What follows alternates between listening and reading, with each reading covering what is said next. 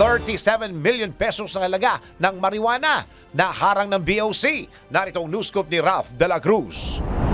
Nasabat ng Bureau of Customs ang aabot sa 31 kilos ng high-grade marijuana o kush na nagkakahalaga ng 37 million pesos na tinangkang ipuslit sa Pilipinas mula sa Thailand. Kinumpirma ni Customs Commissioner Bienvenido Rubio na nakatanggap ng impormasyon ng BOC kaugnay ng shipment ng marijuana na tatangkaing ipasok sa Pilipinas. Nadiskubre ang nilalaman ng shipment nang dumaan sa X-ray examination ng mga kahon kung kaya't isinailalim ito sa physical examination. Magkakaibaan niya ang dami ng lamang marijuana sa 6 na kahon nang ito'y maharang ng pinagsanib na puwersa ng adwana, Philippine Coast Guard at Philippine Drug Enforcement Agency. Pinapurihan naman ni Commissioner Rubio ang mga tauhan ng ahensya sa pagkakasabat sa mga ilegal na droga.